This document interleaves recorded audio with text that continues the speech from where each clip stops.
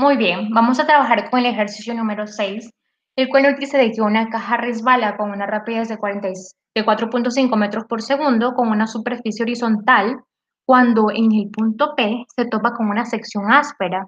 Aquí el coeficiente de fricción no es constante, inicia en 0.10 en P, en el punto P, y aumenta linealmente con la distancia después de P, alcanzando un valor de 0.6 en 12.5 metros. O sea, en esa posición llega a un valor de 0.6, el coeficiente de fricción, que está más allá del punto P. Entonces, el literal A nos pide que usemos el teorema de trabajo y energía para obtener la distancia de la que la caja se desliza antes de pararse. Literal B, determine el coeficiente de fricción en el punto donde se paró. Literal C, qué distancia se habría deslizado la caja si el coeficiente de fricción, en vez de aumentar, se hubiese mantenido en 0.10. Bueno, estamos viendo ahí nosotros, ¿verdad? La caja, tenemos la sección áspera, tenemos el punto P, tenemos el coeficiente de fricción. Conocen el punto P de 0.10 con una posición en 0. Cuando está en el siguiente punto, pues la sección cambia, entonces se vuelve más áspera y el coeficiente de fricción aumenta a 0.6 en una posición de 12.5 metros más allá del punto P. Eso básicamente es como la analogía, ¿verdad? Y la traducción al esquema de lo que el ejercicio nos está diciendo. Ustedes siempre tienen que, con la información que les dé, plantearse un esquema de qué es lo que está ocurriendo, qué es lo que está pasando y ubicar como en un pequeño bosquejo, ¿verdad? Las posiciones, porque eso nos facilita la comprensión del ejercicio. Como sabemos que se tiene un coeficiente de fricción variable, ¿qué significa? Si es variable, sabemos de que la fuerza de fricción también va a estar variable, porque la fuerza de fricción es la normal multiplicado por el coeficiente. Entonces tenemos nosotros de que hay un punto moviéndose si tenemos en unidades de fricción, el coeficiente de fricción, que es adimensional, sería 0.10, 0.6. En X tendríamos en metros, ¿verdad? Una posición de 12.5. Tendríamos de esta manera. Tenemos una diferencia de coeficiente de fricción, mu menos mu sub 2, y esto va a ser igual a la diferencia de coeficiente de fricción sobre posición multiplicado por x menos x sub 2. Entonces aquí tendríamos nosotros de que mu va a ser igual a 0.04x más 0.10. Con esto nosotros lo hemos formado con la ecuación de punto pendiente, ¿verdad? Porque fácilmente lo podemos sacar al tener una recta. Con la ecuación de la recta nosotros lo sacamos fácilmente. Y vemos nosotros de que nos queda 0.04x más 0.10. Y sabemos de que el teorema de trabajo y energía, sabemos de que el trabajo neto va a ser igual a K final menos K inicial. Se tiene una fuerza variable, por lo tanto el trabajo neto va a ser igual a la integral de la fuerza por un diferencial de R, que esto va a ser igual a la fuerza por un dr por el coseno de phi. La fuerza de fricción sería igual a mu por la normal. Esto sería, sabemos de que de nuestro coeficiente de fricción al despejarlo nos quedó como una ecuación de 0.04x más 0.10 multiplicado por mg. Y eso nos queda multiplicado por mg porque no conocemos hasta el momento. Pero estamos trabajando de esa manera, ¿verdad? Para poder integrar. Entonces tenemos que el trabajo neto va a ser igual a la integral de nuestra fuerza, que nuestra fuerza es toda esta expresión, multiplicado por un dx por el coseno de 180, ¿verdad? Porque va en una dirección el desplazamiento y en otra dirección la fuerza. Sustituimos entonces en la ecuación de trabajo y energía, vemos que nos va a quedar como menos de x sub 0, bueno, x igual a 0 hasta x, de la ecuación de mu, que sería 0.04x más 0.10 factor de mg por un dx menos un medio de m por b cuadrado.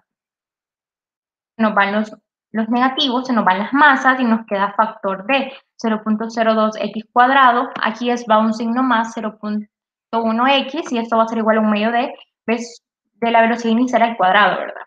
Entonces aquí nos quedaría 9.8 metros por segundo al cuadrado multiplicado por 0.04x al cuadrado más 0.1x, ¿verdad? Ya al hacer la multiplicación y la sustitución. Eso va a ser igual a un medio de 4.5 metros por segundo al cuadrado, que es la velocidad inicial. Con esto vemos de que X nos da igual a 5.10, ¿sí? 5.10 porque se nos forma una cuadrática. Entonces nosotros encontramos el valor que nos da 5.10 metros, que es el valor que tomamos. Ese sería básicamente la distancia que la caja se desliza antes de pararse. O sea, esa es la distancia que esta se desliza antes de que empiece a detenerse. Literal, B nos pide determinar el coeficiente de fricción en el punto donde se paró. Mu va a ser igual a 0.04x más 0.10.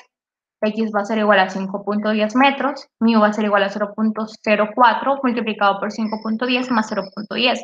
Mu va a ser entonces 0.304. El coeficiente de fricción, solo lo que hicimos fue sustituir el valor de la distancia que encontramos.